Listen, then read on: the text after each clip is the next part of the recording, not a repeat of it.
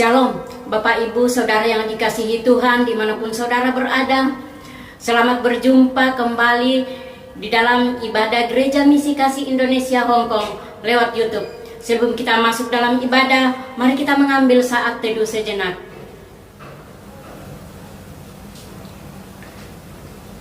Mari kita masuk dalam hadirat Tuhan, menyembah Dia, memuji Dia. Kita katakan kini saatnya berdiri di altar Tuhan.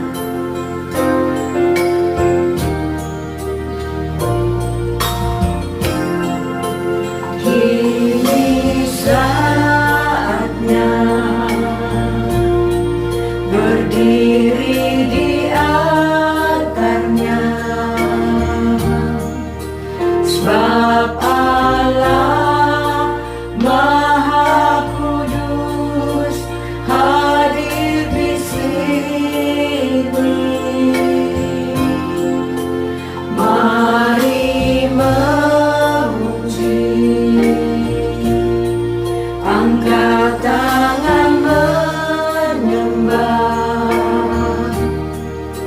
sebab Allah Maha Kudus hadir di sini. Kita masuk kata sucinya bersama para malaikat menyembah. Mari puji, oh Yesusku. Kita masuk hadiratnya Maha Kudus.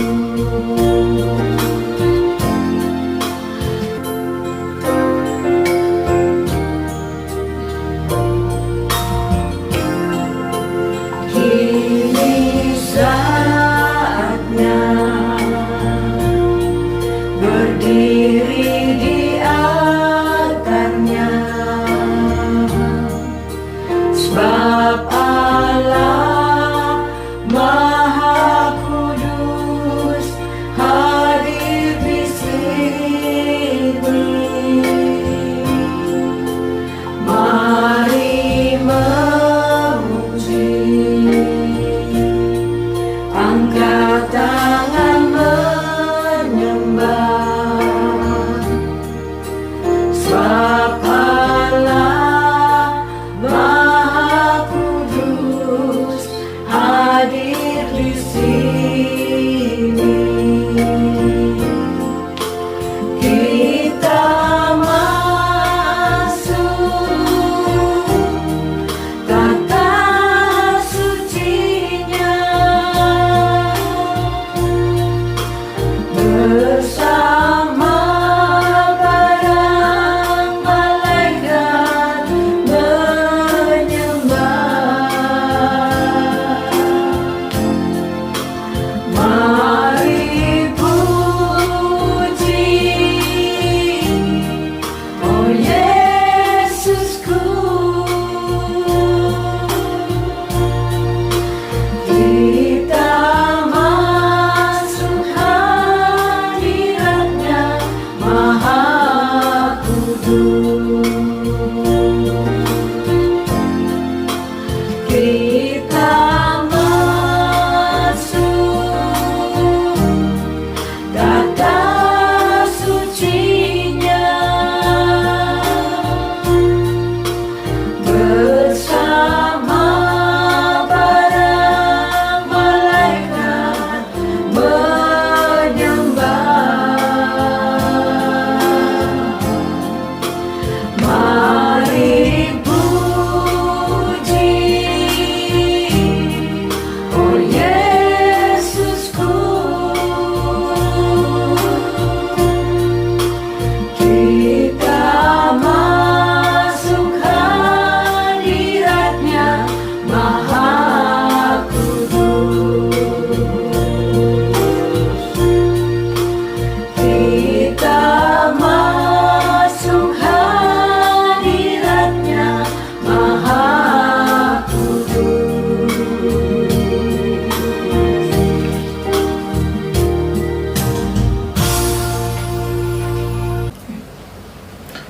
Shalom jemaat Tuhan, puji Tuhan.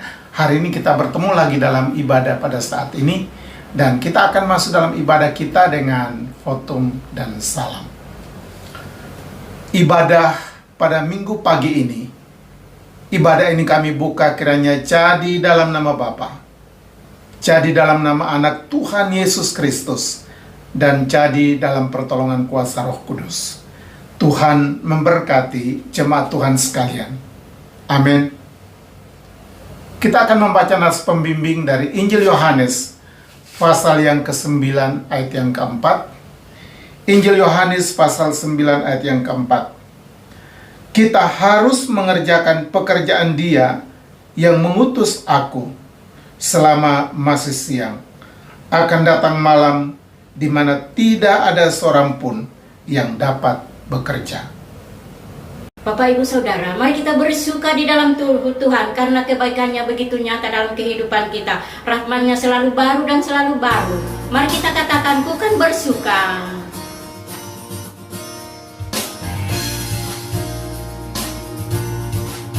Ku kan bersuka karena kebaikan-Mu. Dalam hadirat Tuhan ku akan bersuka. Ku kan bernyanyi puji kebesaran-Nya, dan hatiku bersuka karena Tuhan. Ku kan bersuka karena kebaikan-Mu. Dalam hadirat Tuhan ku akan bersuka. Ku kan bernyanyi puji kebesaran-Nya, dan hatiku bersuka karena Tuhan. Rahmat-Nya baru bagiku setiap hari, anugerah-Nya limpah bagiku, Dia ganti duka dengan sukacita, dan kain tabungku digantikan tarian, haleluya, dan hatiku bersuka.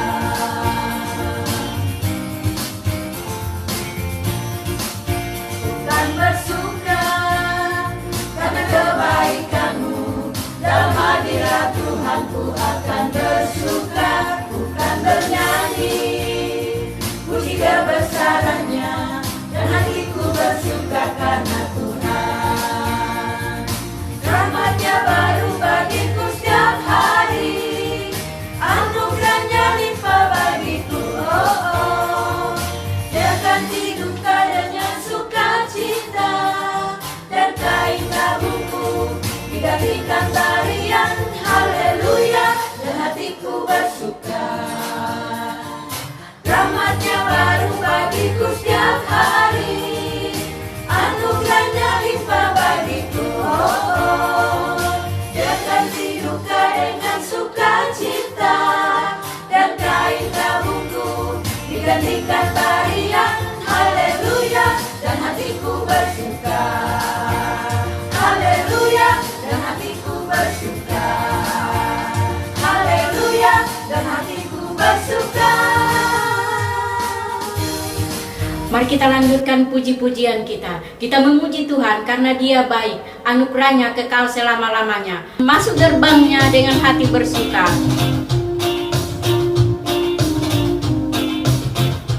Ku masuki gerbang-Nya dengan hati bersyukur, halaman-Nya dengan pujian. Kataku hari ini hari-Nya Tuhan, ku bersuka sebab Dia girangkanku. Dia girangkanku, Dia girangkanku.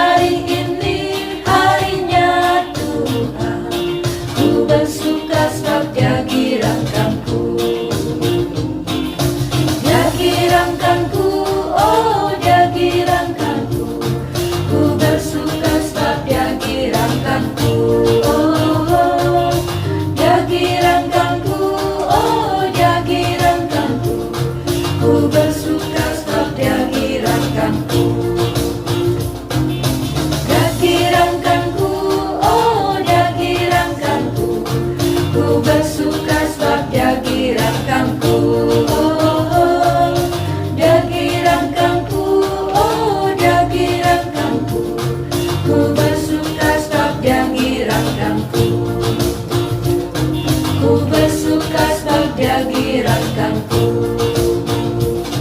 Ku bersuka sebab Dia girakanku. Bapak Ibu Saudara, mari kita mempersiapkan hati kita untuk masuk di dalam ruangan penyembahan. Tapi sebelumnya itu, mari kita bermazmur bagi Tuhan yang kita ambil dari Mazmur 92 ayat 1 sampai dengan ayatnya yang kelima. Mari kita baca sama-sama. 1, 2, 3. Tuhan Hakim yang adil, Mazmur nyanyian untuk hari Sabat.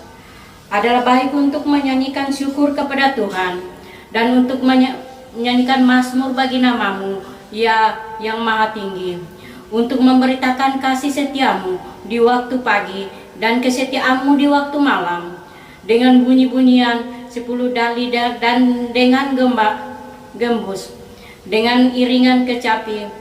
Sebab telah Kau buat aku bersuka cita, ya Tuhan, dengan pekerjaanmu, karena perbuatan tanganmu aku akan bersorak-sorai. Bapak Ibu Saudara, mari kita masuk dalam ruangan penyembahan. Karena di mana saat ini kita ada sebagaimana kita ada, itu semua karena kasih Tuhan yang Dia nyatakan kepada kita. Mari kita katakan, ku ada sebab anugerah-Mu. Ku ada sebab anugerah-Mu. Ku ada karena kasih-Mu, Tuhan Yesus. Ku berterima kasih buat kasih rahmat-Mu.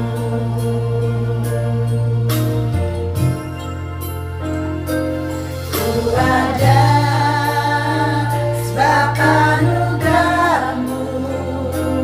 Ku ada karena kasih-Mu, Tuhan Yesus. Ku berterima kasih buat kasih rahmat-Mu. Terima kasih Yesus,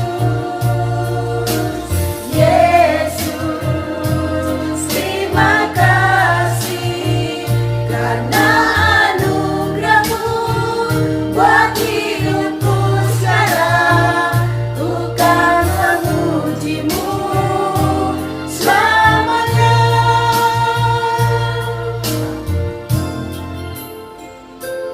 Ku ada sebab anugerah-Mu.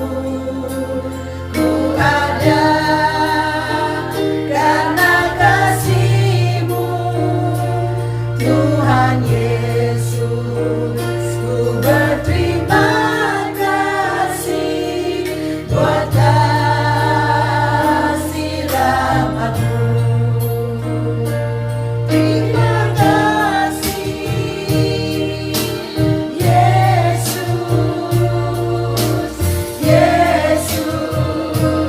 Terima kasih karena anugerah-Mu buat hidupku sekarang. Ku kan memuji-Mu selamanya. Terima kasih Yesus, Yesus. Terima kasih hanya anugerah-Mu buat hidupku sekarang. Ku kan memuji-Mu selamanya. Ku kan memuji-Mu selamanya.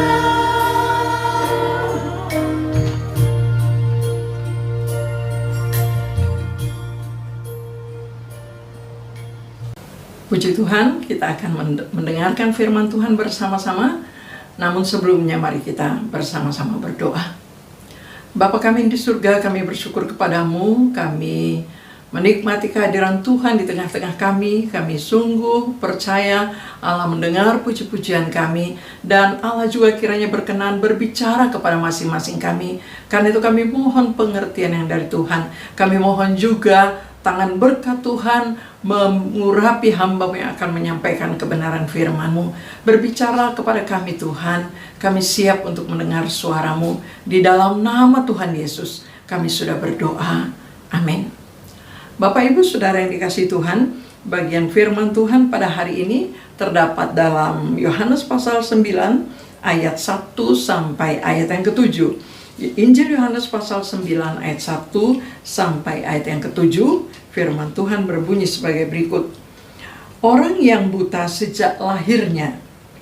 Waktu Yesus sedang lewat, ia melihat seorang yang buta sejak lahirnya. Murid-muridnya bertanya kepadanya, Rabi, siapakah yang berbuat dosa? Orang ini sendiri atau orang tuanya, sehingga ia dilahirkan buta? Jawab Yesus, bukan dia dan bukan juga orang tuanya, tetapi karena pekerjaan-pekerjaan Allah harus dinyatakan di dalam dia.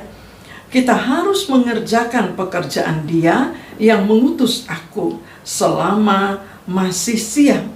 Akan datang malam di mana tidak ada seorang pun yang dapat bekerja. Selama aku di dunia ini, akulah terang dunia. Setelah ia mengatakan semuanya itu, ia meludah ke tanah dan mengaduk ludahnya itu dengan tanah, lalu mengoleskannya pada mata orang buta tadi. Dan berkata kepadanya, pergilah, basuhlah dirimu di dalam kolam Siloam.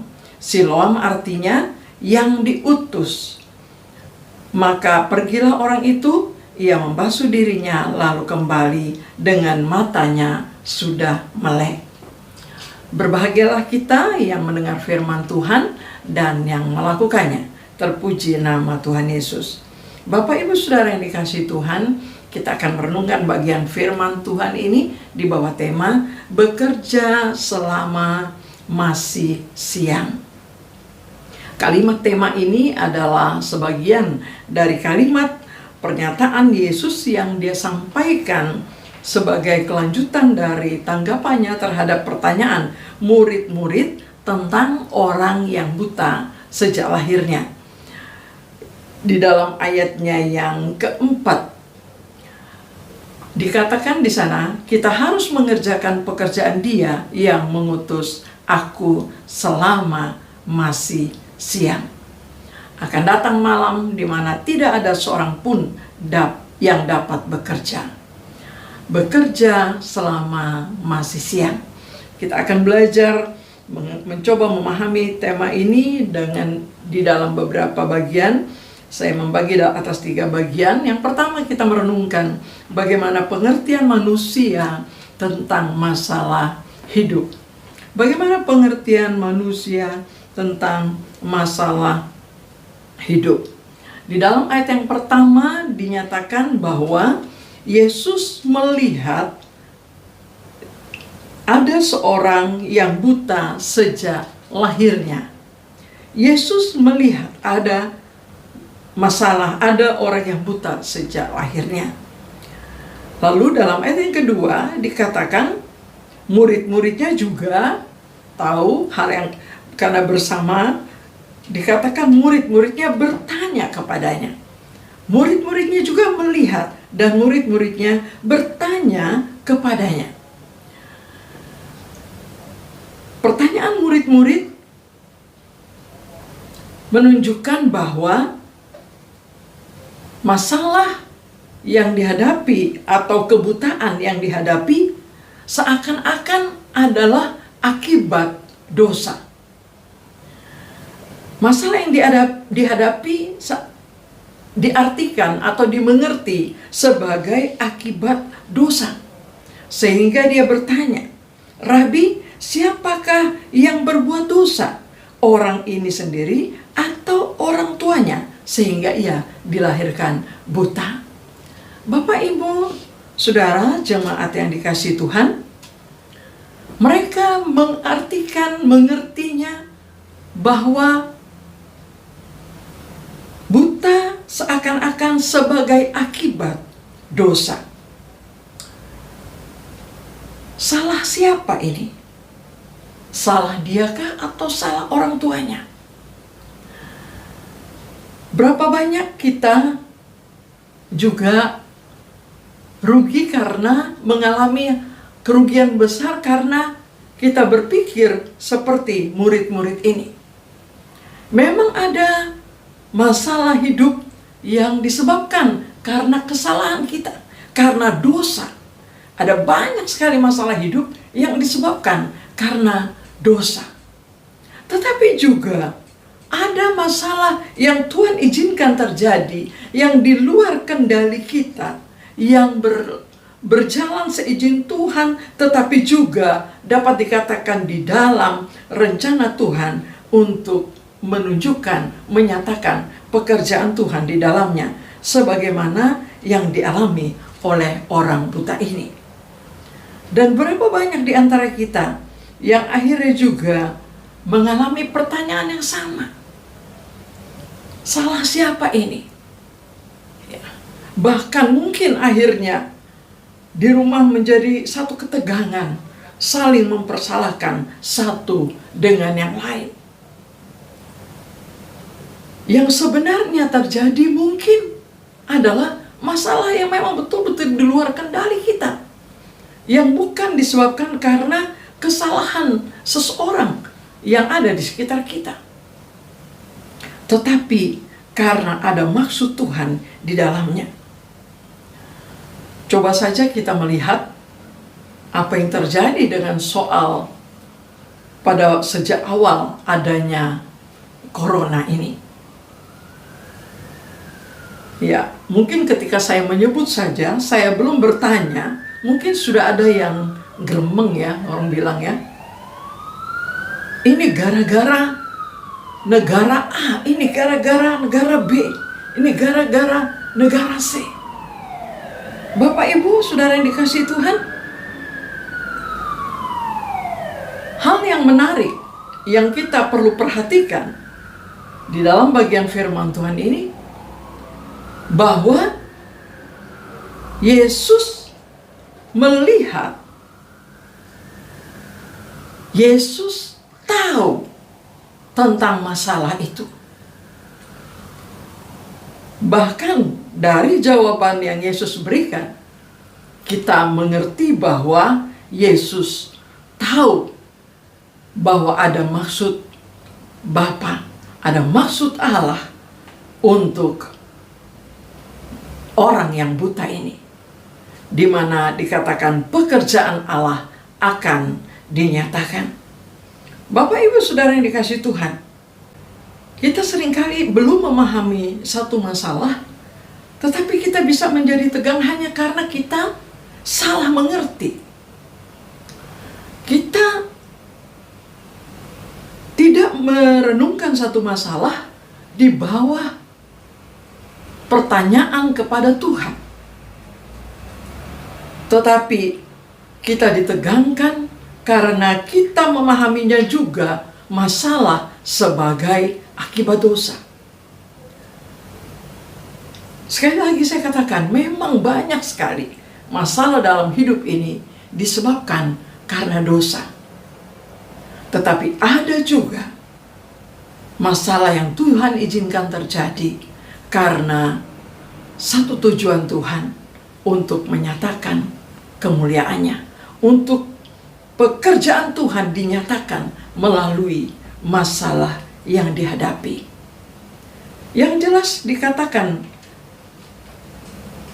di sini, kalau kita melihat dalam ayat yang ketiga, kita masuk dalam bagian yang kedua, yaitu penjelasan Yesus tentang masalah yang dihadapi. Bagaimana penjelasan Yesus tentang masalah yang dihadapi? Dalam ayat yang ketiga, Yesus mengatakan bahwa jawab Yesus, bukan dia dan bukan juga orang tuanya, tetapi karena pekerjaan-pekerjaan Allah harus dinyatakan di dalam dia. Mari kita perhatikan. Ada perkataan bukan dia, bukan juga orang tuanya. Tetapi karena pekerjaan Allah harus dinyatakan di dalam dia, di dalam orang yang mengalami masalah ini, di dalam orang yang buta ini. Kita melihat bagaimana rancangan Tuhan dalam diri seseorang yang sulit dipahami, tetapi sesungguhnya untuk menyatakan pekerjaan Allah. Bukan salah siapa-siapa, tetapi ada maksud Allah di dalam dia, di dalam diri orang yang diizinkan mengalami masalah itu. Bisa jadi satu masalah terjadi dalam diri satu pribadi, bisa jadi satu masalah dihadapi secara bersama terjadi dalam satu keluarga, dan bisa jadi masalah seperti yang terjadi sampai pada hari ini, masalah yang terjadi di dalam dunia ini yang dialami oleh semua negara.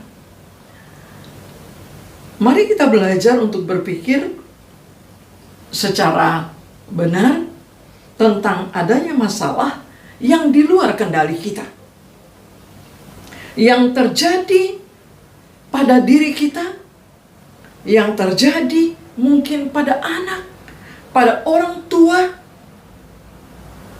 masalah satu keluarga, masalah satu negara, bahkan masalah yang terjadi di semua belahan dunia ini.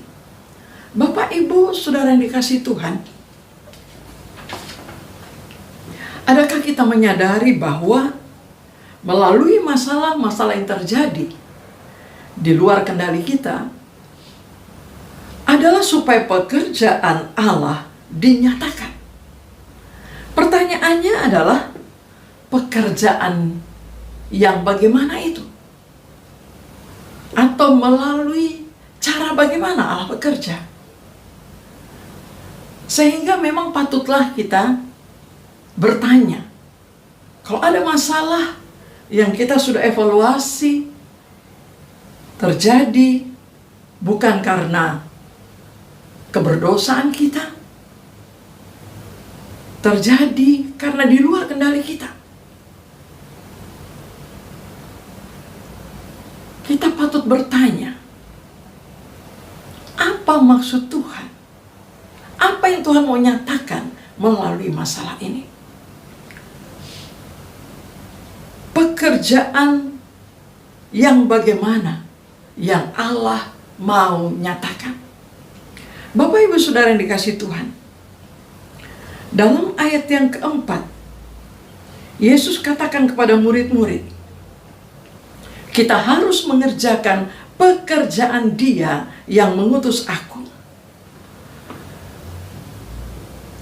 Yesus katakan kepada murid-murid, kita harus mengerjakan pekerjaan Dia yang mengutus aku.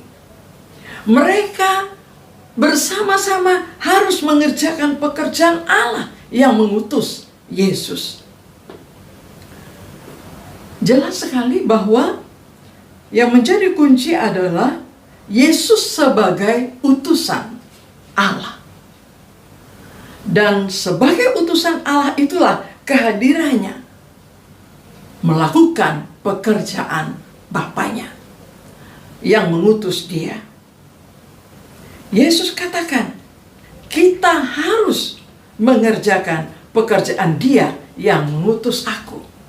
Yesus dan murid-murid mengerjakan pekerjaan Allah yang mengutus Yesus. Bapak, Ibu, Saudara yang dikasihi Tuhan, sesudah berkata demikian, Yesus menyembuhkan orang yang buta itu. Yesus menyatakan, itulah pekerjaan yang Allah maksudkan, di mana kehadirannya dengan kuasanya Dia menyembuhkan orang yang sakit. Ia dapat mencelikkan orang yang buta. hanya sejauh itu? Apakah hanya sampai menyembuhkan orang buta atau membuat mata orang buta bisa melihat? Tentu tidak. Dari pengalaman ini, dari pengalaman orang yang buta yang bisa melihat ini, terjadilah percakapan, terjadilah kesaksian-kesaksian yang meyakinkan banyak orang untuk mereka melihat bahwa Yesus adalah yang dari Allah. Bapak Ibu Saudara yang dikasihi Tuhan, berulang kali Yesus mengadakan mujizat, tetapi mereka tetap tidak percaya. Karena pada dasarnya memang mereka tidak menerima kesaksian tentang diri Yesus sebagai yang diutus dari Allah. Sehingga sampai pada akhirnya peristiwa di mana Yesus membangkitkan Lazarus di dalam pasal yang ke-11. Kita membaca mulai dari ayat 42. Ini doa Yesus kepada Bapaknya. Aku tahu bahwa engkau selalu mendengarkan aku. Tetapi oleh karena orang banyak yang berdiri di sini mengelilingi aku mengatakannya supaya mereka percaya bahwa engkaulah yang mengutus aku. Dan sesudah berkata demikian, berserulah ia dengan suara keras, Lazarus, marilah keluar. Orang yang telah mati itu datang keluar, kaki dan tangannya masih terikat dengan kain kapan, dan mukanya tertutup dengan kain peluh. Kata Yesus kepada mereka, bukalah kain-kain itu dan biarkan ia pergi.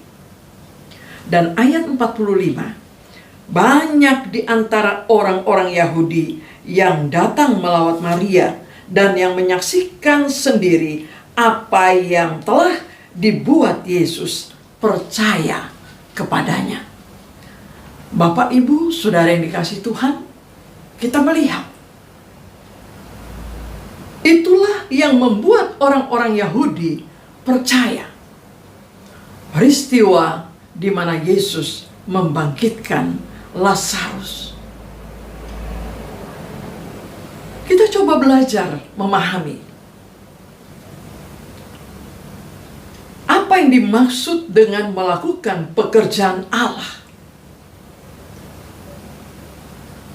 Apa yang dimaksud dengan melakukan pekerjaan Allah adalah melalui cara apa saja untuk membawa orang percaya kepada Yesus sebagai utusan Allah.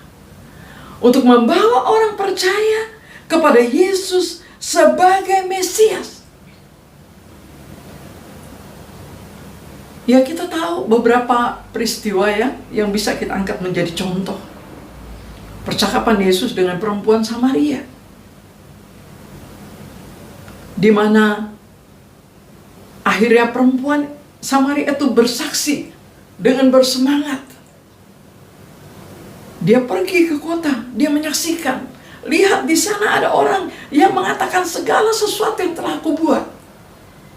Mungkinkah dia itu Mesias? Dan orang akhirnya pergi. Kita membaca dari Yohanes pasal 4 sampai khususnya dalam ayat 39.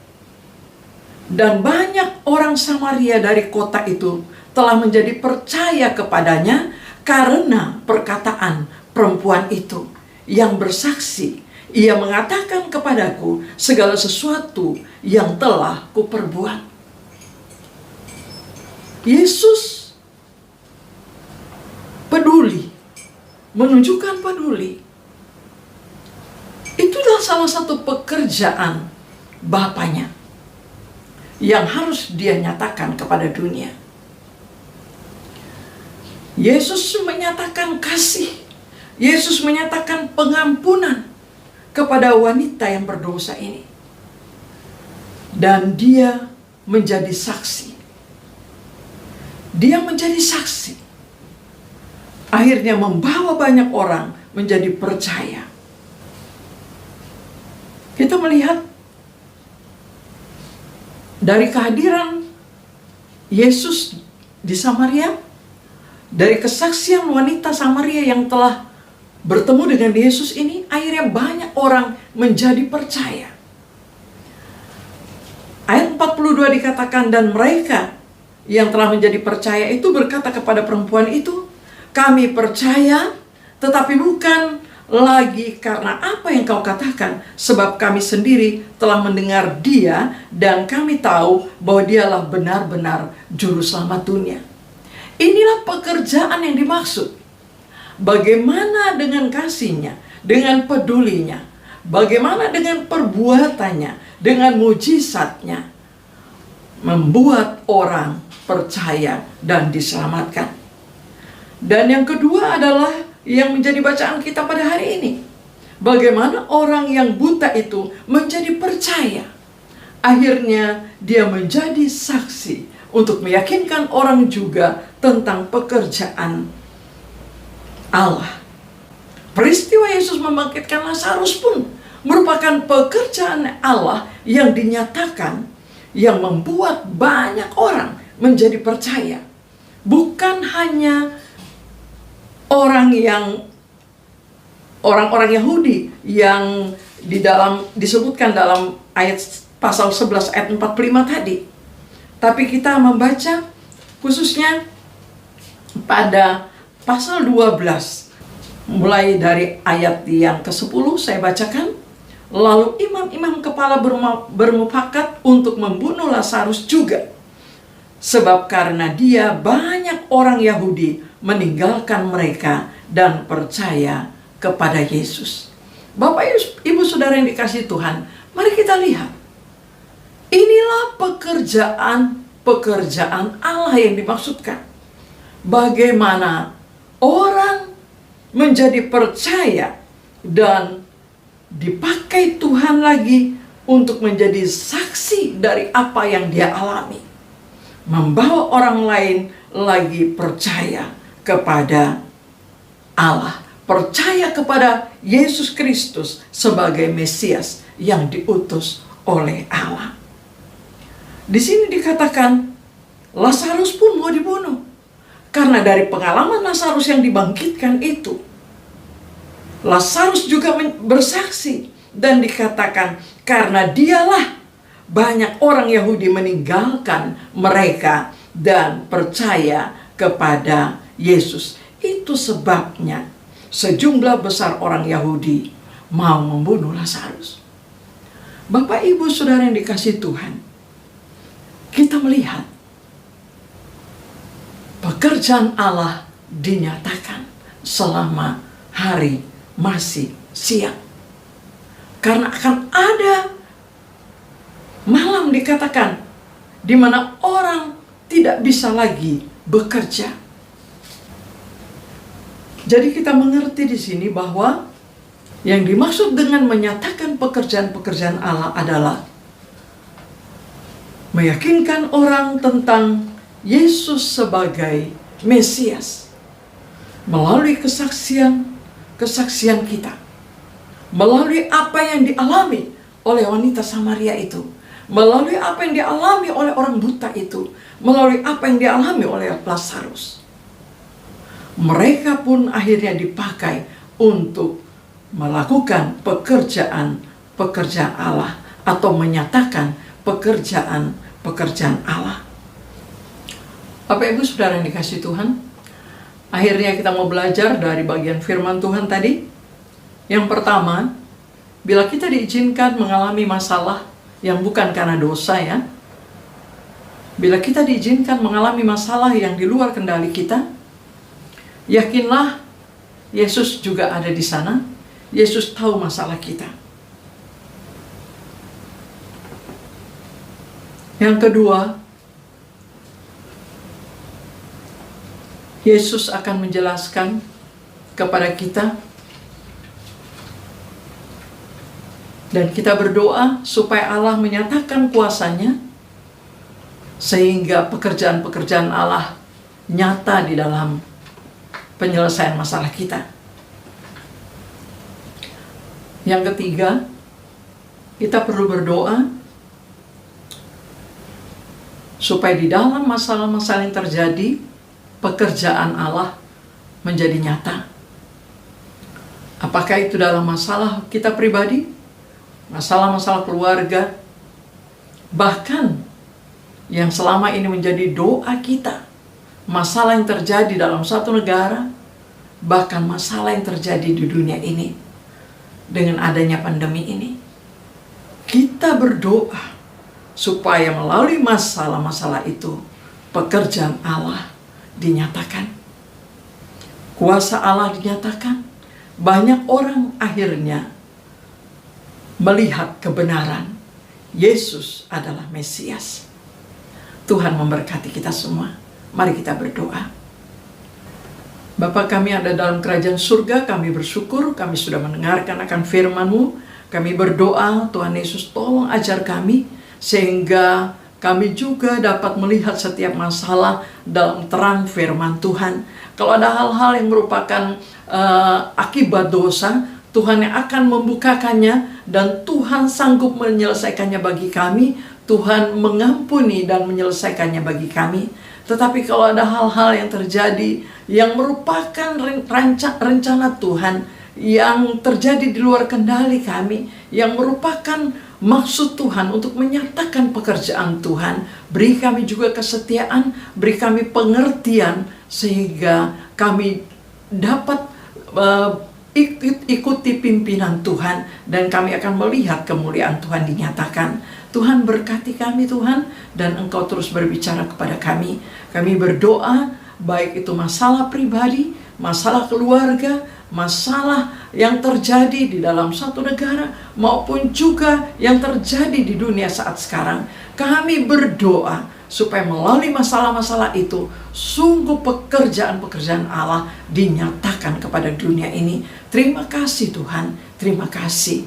Kami bersyukur untuk firman-Mu. Berkati kami semua, dalam nama Yesus kami berdoa. Amin.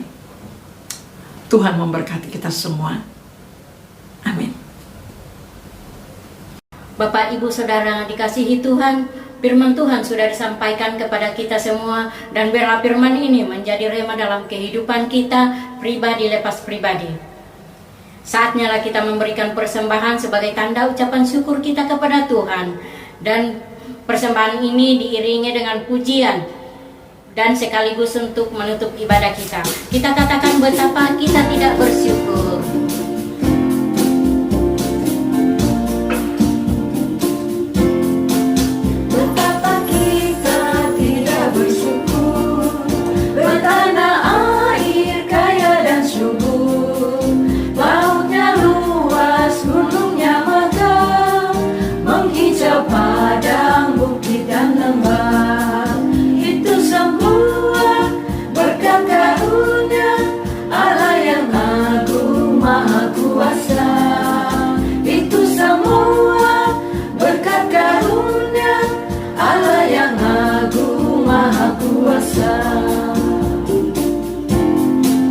Alangkah indah pagi mereka, bermandi cahaya surga dan cerah.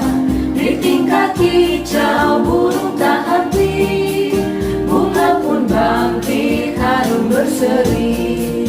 Itu semua berkat karunia Allah yang agung maha kuasa.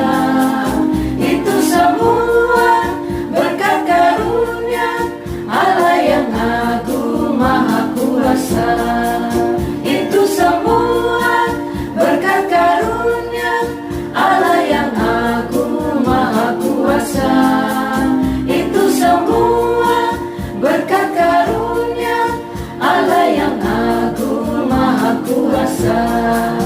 Allah yang agung maha kuasa.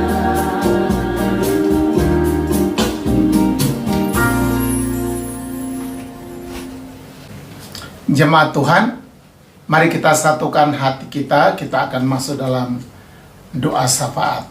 Kita berdoa. Allah Abraham, Allah Ishak, Allah Yakub, Allah yang kami kenal di dalam Tuhan Yesus Kristus. Hari ini kami satukan hati kami, merendahkan diri di hadapan Tuhan. Kami berdoa supaya Tuhan menolong tiap-tiap kami. Pertama, kami mau doakan untuk pekerjaan Tuhan bagi keluarga Shalom Membangun yang di Australia. Tuhan berkati mereka dalam pelayanan mereka dengan gereja lokal dan juga pelayanan menjangkau jiwa-jiwa, supaya Tuhan berkati. Kebutuhan pelayanan mereka dan kesehatan mereka kami serahkan dalam tangan Tuhan. Kami juga berdoa saat ini untuk Provinsi Sumatera Utara. Kami doakan supaya Tuhan memberkati wilayah ini, supaya Tuhan berkati orang-orang percaya yang ada di sana, gereja Tuhan, umat Tuhan, dan juga hamba-hamba Tuhan. Kami doakan supaya Tuhan berkati mereka. Sekarang kami doakan secara khusus untuk bangsa kami Indonesia. Kami doakan Tuhan berkati dalam berbagai situasi yang dihadapi saat ini. Baik untuk situasi keadaan politik, supaya Tuhan berikan keamanan, kesejahteraan, bahkan juga dalam usaha pemerintah untuk membangun bangsa kami, supaya Tuhan memberkati, sehingga pemerintah kami dapat membangun dalam segala bidang untuk kesejahteraan dan kemakmuran rakyat. Kami juga berdoa Tuhan untuk pemerintah kami dalam menghadapi situasi pandemi, supaya Tuhan memberkati dalam usaha untuk menanggulangi berbagai masalah yang ada, khususnya untuk pandemi ini. Tuhan berkati baik tenaga medis, obat-obat yang diperlukan, ataupun juga vaksin. Kami doakan supaya Tuhan berkati. Juga keadaan ekonomi masyarakat, kami doakan supaya Tuhan tolong cukupkan, sehingga masyarakat juga dapat tercukupi dari segala kebutuhan-kebutuhan mereka dalam menghadapi wabah ini Tuhan. Kami doakan untuk doa anak-anak Tuhan, doa orang-orang percaya, baik bagi mereka yang sekarang sedang terpapar sakit di rumah-rumah sakit, atau mereka yang mengalami kedukaan oleh karena kehilangan orang-orang mereka kasih akibat pandemi COVID-19. Tuhan juga menolong dan menghibur mereka. Keluarga-keluarga kami yang ada di sana, saat ini kami mohon Tuhan menolong mereka dan memberkati mereka. Kami juga berdoa untuk pemerintah Hong Kong, situasi politik dan juga untuk keamanan, bahkan juga untuk keterbukaan yang ada, khususnya untuk dalam menghadapi pandemi ini, supaya Tuhan berkati masyarakat yang ada di Hong Kong, juga di Macau. Orang-orang percaya yang ada di sini, di Macau, kami serahkan dalam tangan Tuhan. Dan kami juga berdoa supaya akibat daripada pandemi ini kiranya membuat banyak orang untuk datang kepada Tuhan, percaya kepada Tuhan, mengenal Tuhan satu-satunya sebagai Tuhan dan Juru Selamat pribadi.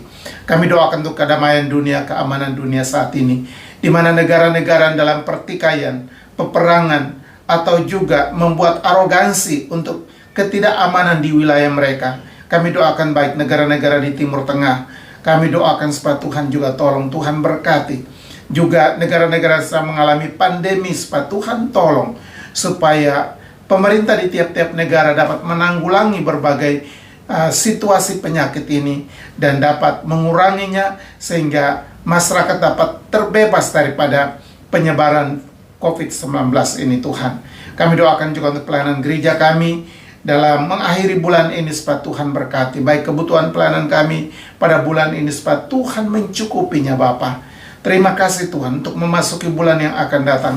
Kami tetap mempercayakan hidup kami di dalam tangan Tuhan. Kami juga berdoa untuk usaha penginjilan, pelayanan, supaya Tuhan memberkati juga usaha pamflet atau selebaran dipersiapkan untuk supaya dapat menjadi sarana dalam penginjilan, supaya Tuhan juga berkati.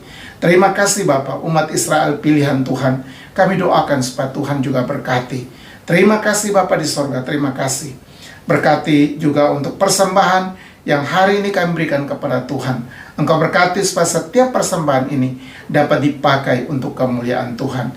Terima kasih Bapak, inilah doa kami dalam nama Tuhan kami Yesus Kristus yang sudah mengajar kami berdoa.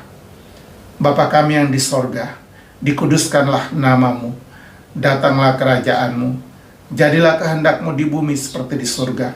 Berikanlah kami pada hari ini makanan kami yang secukupnya, dan ampunilah kami akan segala kesalahan kami, seperti kami juga tahu mengampuni orang yang bersalah kepada kami.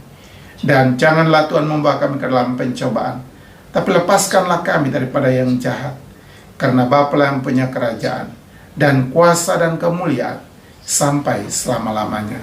Amin.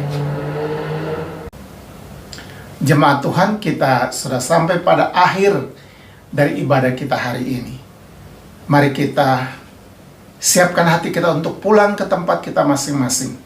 Pulanglah dalam damai sejahtera Tuhan, arahkanlah hatimu kepada Tuhan, dan terimalah berkat-Nya. Tuhan memberkati engkau dan melindungi engkau. Tuhan menyinari engkau dengan wajah-Nya dan memberi engkau kasih karunia. Tuhan menghadapkan wajah-Nya kepadamu dan memberi engkau damai sejahtera dalam hidupmu hari ini sampai selama-lamanya. Amin. Amin. Amin. Amin.